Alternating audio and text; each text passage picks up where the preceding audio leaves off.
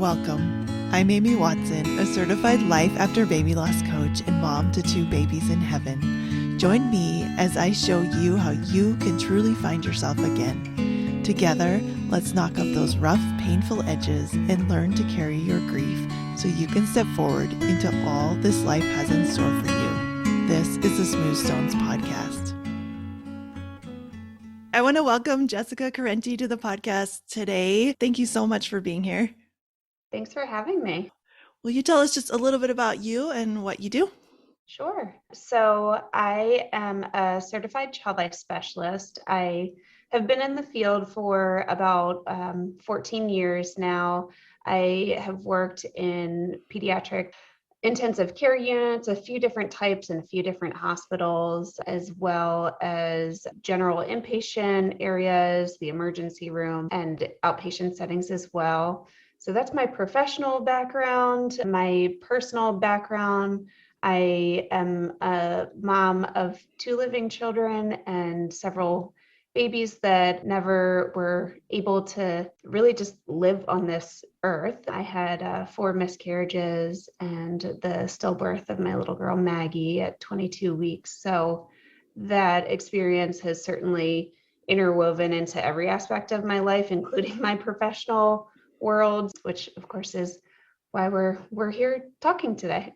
Yeah, and I love Maggie is such a cute name. I'm pretty sure that was on my list at some point for baby names. I love to ask my guests about the life of their babies. Like you said, they didn't really get to live here, but they were here for a brief, week. So is there anything you want to share that you remember about those pregnancies or Maggie's pregnancy and the time that you had with her?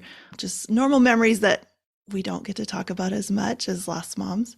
I love that question because you're so right. They, even though they didn't, walk on this earth, they had time here, and we had time to certainly build just all these thoughts and ideas of what we wanted our future to look like. When I was pregnant with Maggie, our son was a year and a half old. And so we had all of these visions of what this would look like with having 2 children.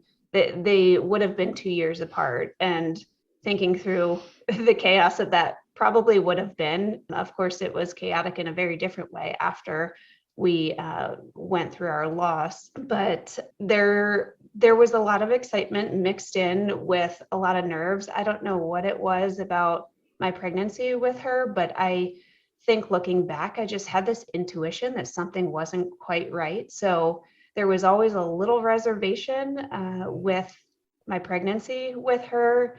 I remember getting a little bit upset with my husband posting a picture of me on social media when I'd say I was probably like 16 weeks pregnant. I hadn't really told anybody yet because of that weird intuition that I had. And I was like, why'd you post that picture? I look kind of pregnant. Just like people are going to know.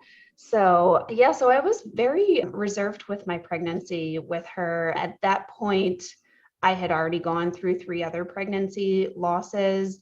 So I had the innocence already gone. I knew that bad things could happen. So I guess there was that.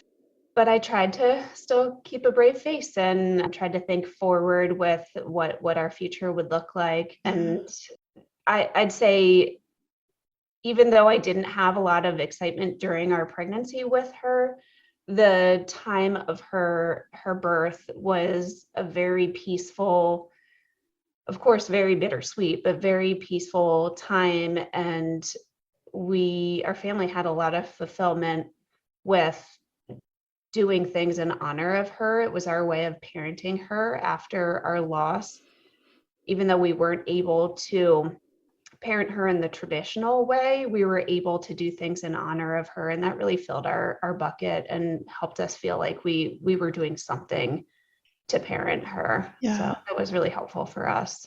So you got to spend some time with her? We did. Yeah, it was just the most quiet, eerie, weird mix of like every single emotion you could possibly have. We knew that she was going to be stillborn.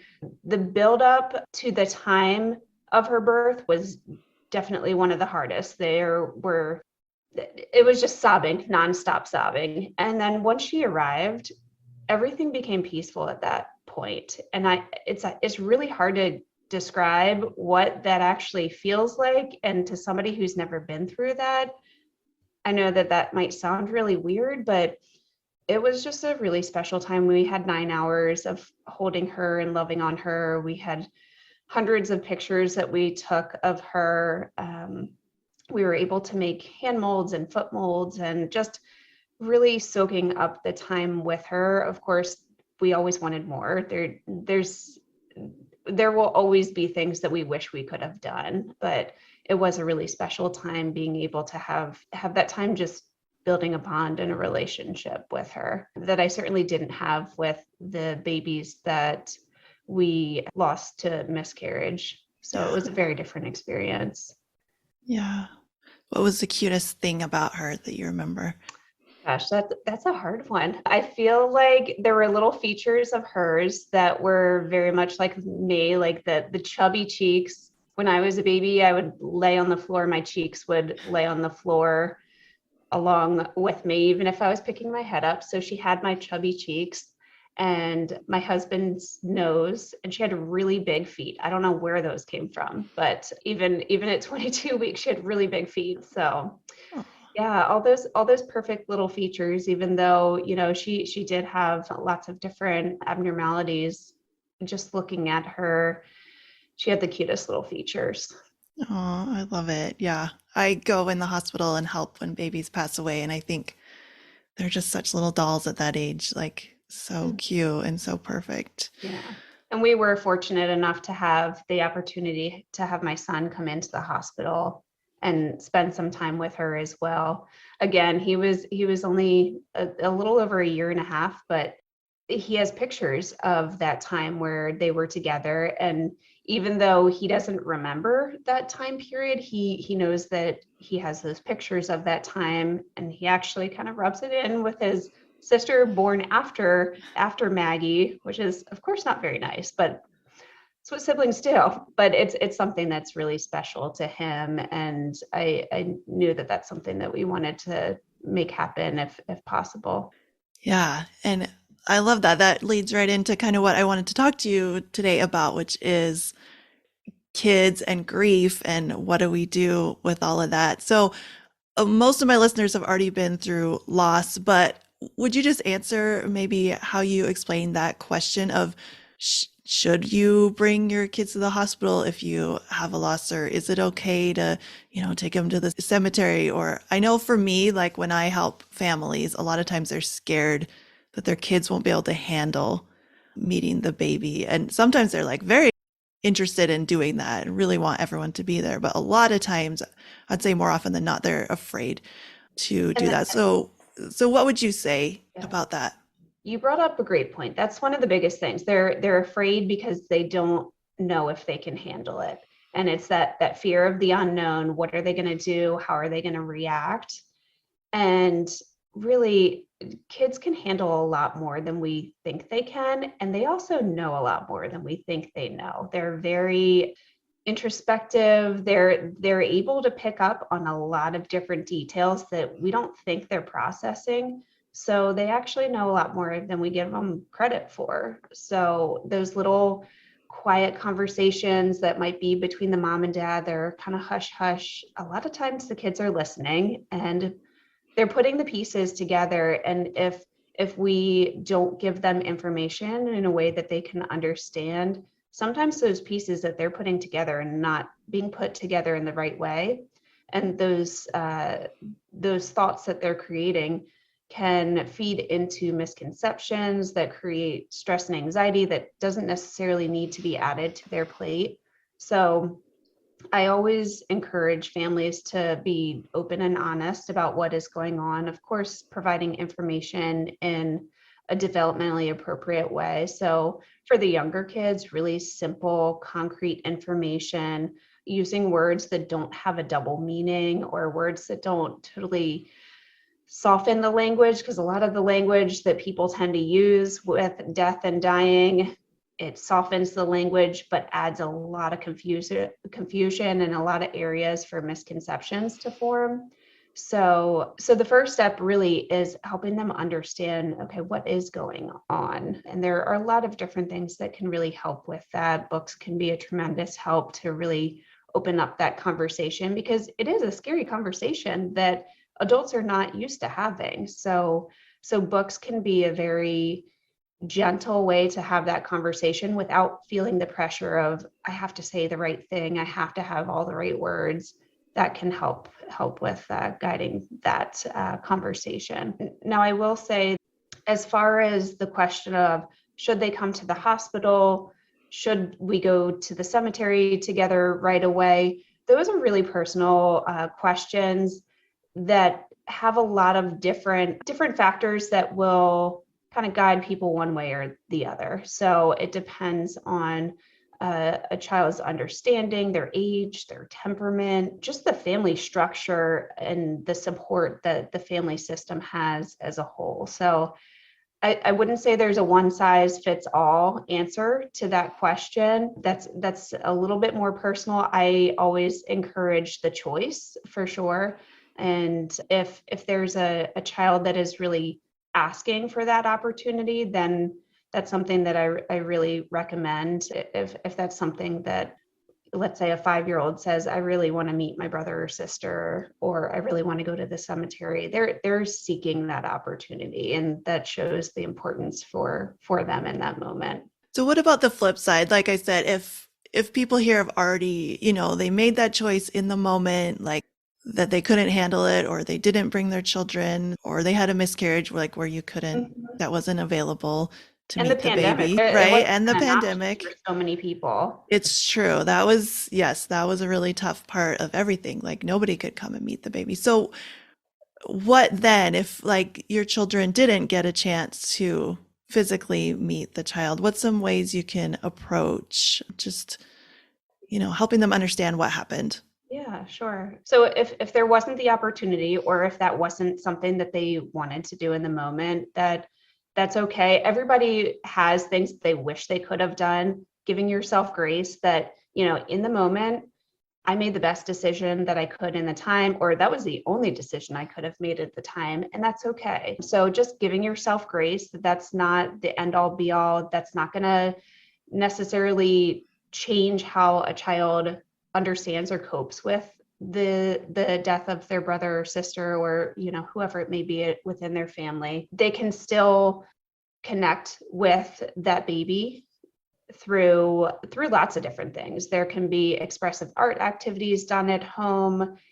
You can share pictures if you have pictures, or even footprints, or share the baby's name. What made you think of choosing that name? Even pictures of pregnancy. I know not everybody has pictures of their baby. With miscarriages, you typically don't have that opportunity, and sometimes with other pregnancy losses, you may not really have any pictures either. So really just using what you have. And it could be, this is the day that we found out that we were pregnant and we were so excited, just sharing those stories. And I have a photo book with all of the pictures from the time that we were pregnant with my daughter Maggie. And there are a handful of pictures of her after she was born, but a lot of the pictures are pictures of me while I was pregnant, and like going to different events with her. Like we took her to a wedding because I was 11 weeks pregnant then, and sharing the stories of how excited we were, and how, people noticed that I was pregnant at that point, and I was still a little hush hush about it. But just sharing those stories can be really helpful, and just bringing them into the experience a bit. And I also always encourage parents to uh, be open with their own emotions, and that shows kids that it's okay for them to show their emotions as well. Some people feel like they need to hide all of their tears from their kids because they don't want to upset them. But what that's really teaching their child is that they should be doing the same thing. So that's something that I always encourage. And my kids have certainly seen me cry when I'm thinking of our daughter, and I tell them as well, if they ask me, why are you crying, mommy? I've had my little ones ask, why does your face look so sad? They always have a way of keeping it real. So, I just answer very honestly and say, well, I'm feeling really sad right now. This happened at Christmas. We were putting up all of our ornaments, and we have a lot of ornaments that relate to our experience with Maggie. They might be some things that make us think of her.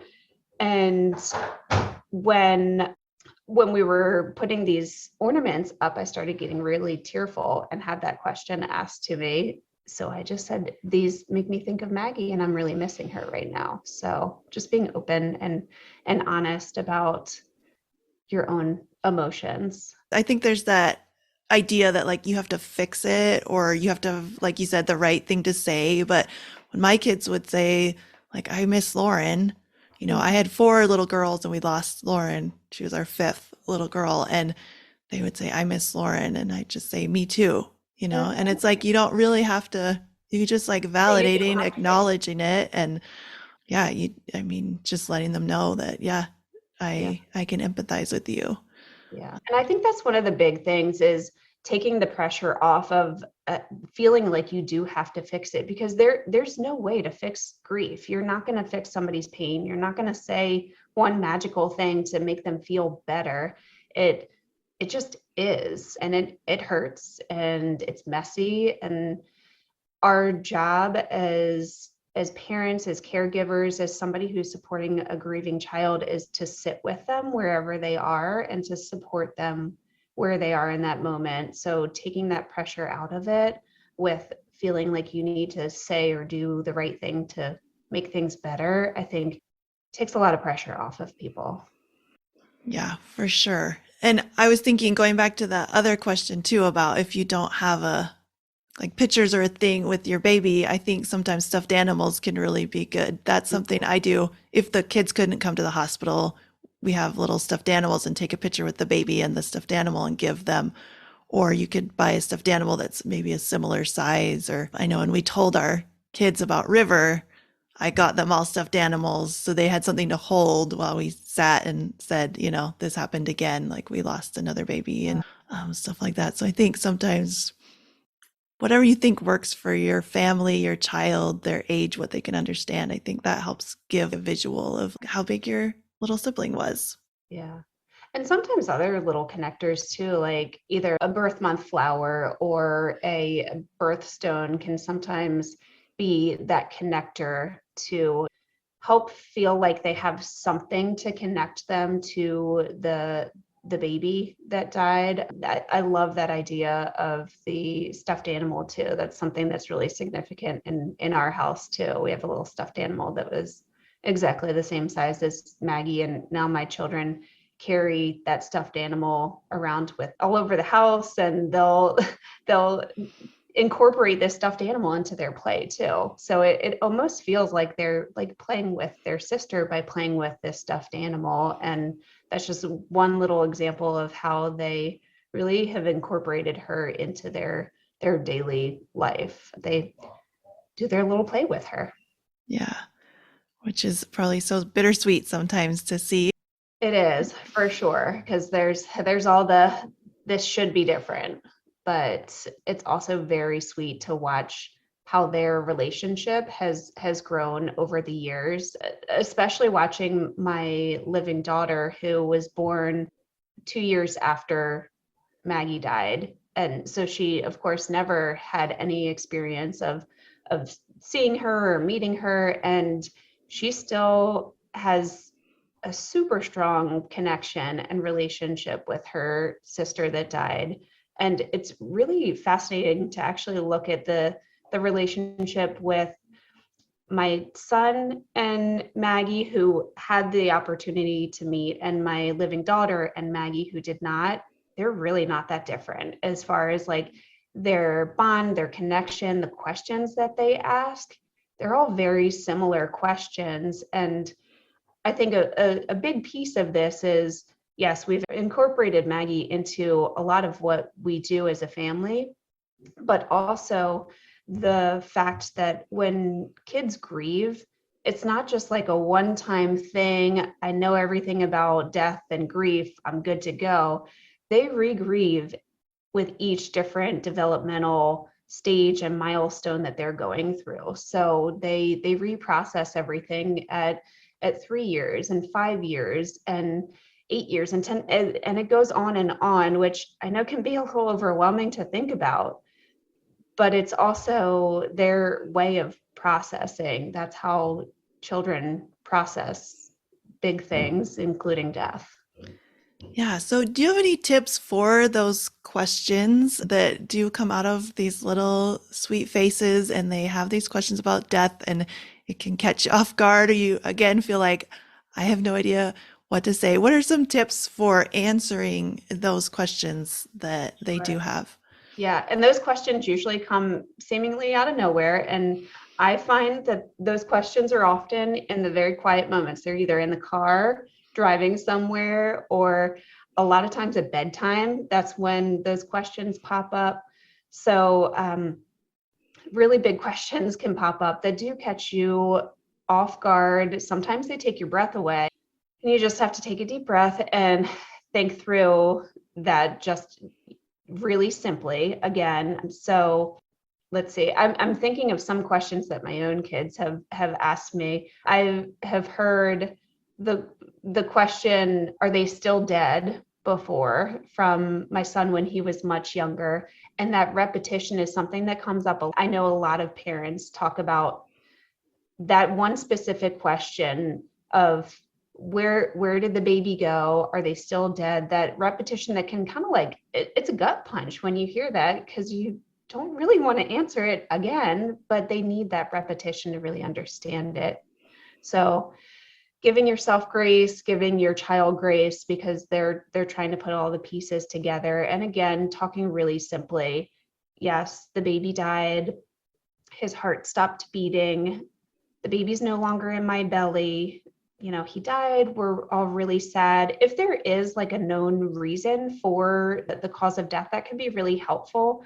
But it's also a lot of times we don't know. And that's okay to say too. We don't have all the answers, and we can say, we're not totally sure why this happened. Sometimes we don't know. Often there was something that wasn't formed correctly, and that's why this happens. But it's also okay to not have all the answers. And of course, we wish we did have the answers. That would help a lot of us if we had answers for all of these questions as well. But it's okay to not know all the answers. And it's also okay to say the wrong thing, realize you said the wrong thing, and then backtrack and fix that later. Because we all say, when none of us are perfect, we all say things incorrectly, myself included, that just comes off wrong. So again, just having that grace to go back and do a little redo, because things that can be confusing, like using the word passed away or born sleeping, is a really confusing term to kids that can then cause them to have some difficulties with sleep themselves, because they can create misconceptions around that word, or that phrase. So there are several different phrases commonly used in the baby loss world that can be really confusing to kids. So just speaking very concrete, which can seem kind of harsh at times, those would be my main suggestions, is to just speak really concretely and simply about everything, and use your resources. You don't have to do this alone. Like I said, there are a lot of books out there. There are a lot of professionals out there that can help with these conversations. There are support groups out there. Use the resources in your community to help support you through all of this. Yeah. The great thing about kids is they still love you. As many times as you mess up, they're still going to be there for you. I think that just reminded me of my daughter. And I think some of these questions are like the meaning of life or like religious questions, like where's heaven? I Mhm. just had that question last night, but we had told our daughters we believe that we'll get to have our babies again and they'll be resurrected, like all of that. And our daughter, I feel like she was about 6 at the time. Well, like a while later, she just came back like, when's Lauren coming back alive? She would Mm. always say that. And it was like we had kind of taught them like this eternal perspective of like someday this is going to happen. And she was waiting for that. And so I was like, oh, yeah, Yeah, we got to go through and confusing. kind of explain this. I mean, I felt like we explained it clearly, but obviously we didn't. And so, because I did read all the books and try to be really clear but just understanding she's sitting here waiting for her baby to come back and that's not going to happen. And death So, is abstract. It's confusing. Nobody knows what really happens when we are no longer here. So that piece of it too. I mean, you can make it as simple and concrete as possible, but there is a huge abstract piece of death and grief and dying that we don't have the answers for. So there's that piece. so we have talking about it, and that's really good. But kids are always moving, they're tactile. There's so many other ways to process their grief. So, what are some ways that we could do at home to help our kids process their grief or like just kind of make that connection with their siblings that are not with us? Sure. Yeah. So yeah, you're right. Kids process mostly through play. There are what we talked about with the talking piece. Those are little bits and pieces, and they will be very quick little bursts. The more powerful piece is actually through play and processing their experiences through really hands-on ways. Some things that I've done with my own children as well as other grieving children, things that can help create a connection with their sibling that died. That's huge. Some easy things that anybody could do at home, creating a memory box so they could perhaps decorate it with colors that make them think of their brother or sister or person who died. Really anything that makes them think of them. A lot of kids have certain things that make them think of their brother or sister that died. So it might be butterflies or rainbows or, whatever makes them think of that person. They could also make a candle that they could light on special days or just days when they're thinking of their brother or sister. I've done this with groups of kids where they've decorated a physical candle. And I've done it with younger children who maybe were not ready for that like glass candle. And we used, I don't know if you've heard of vellum paper, but we've used this paper where they could decorate right on top of that paper, then use a battery powered light, and they can physically light their little candle anytime that they want. They can have it in their room and really take control over that. And I feel like what I've seen from kids who have done this, it gives them a sense of control. It gives them a sense of like pride. They can do this themselves. So they don't have to have that adult supervision to light up their candle. Other activities that they could do, they could help with creating a garden outside and picking out flowers that they think are really pretty, or they feel some sort of connection with their brother or sister. Making jewelry, or for kids that are a little bit older, they could find some music that they really connect with, that either connects with their experience or it can just help them through the emotions that they're going through. So there are a lot of different ways that they can have that connection built. So that's a huge piece. The other big piece that I like to incorporate into our play experiences is just processing emotions. So one of my favorites is creating little worry monsters where they can feed their worries into this worry monster that they create and just have that release and just get all of their things out that are heavy on their mind. And there's something about making it into a play activity is really healing, and just it's so much easier for kids to get into the space of expressing themselves when it's through play versus, so tell me about your day. Like the kids don't process that way. So Yeah. So do you actually take a cardboard box and make a worry monster? in two different ways. With the worry monsters that we've created, we've either done it through an empty tissue box, And the part where you would pull out the tissues then becomes the mouth, and you can decorate it with construction paper and googly eyes and really like whatever supplies that you have around the house. So that's one way. You could also do it with an empty canned goods can and decorate, just put the construction paper around that and decorate one that way as well. So that's something that's been really healing. Yeah. And I think it can be so good if you're like, I don't know what to do. Maybe even asking your kids. I love always asking your kids what they think, because some of the things we did, sometimes we'd go for a hike and we'd be like, we're going to find a heart rock. We're just thinking of our babies and we're just going to look for heart rocks. Or like you said, the garden is fun, or looking for butterflies. Like if you have a symbol of your baby, just even Yeah. that little thing. And I know something I did we had a children's grief workshop. They had a sandbox and a bunch of toys, and then they just said, make your family, or Yeah. just kind of letting them just see what happens. And there's no big goal in it, just letting Yeah. the kids express themselves and, like I said, move their body. And Yeah, I feel like usually the most powerful and meaningful moments really come from when it's directed by the child. That's where the really big moments and meaningful experiences come from.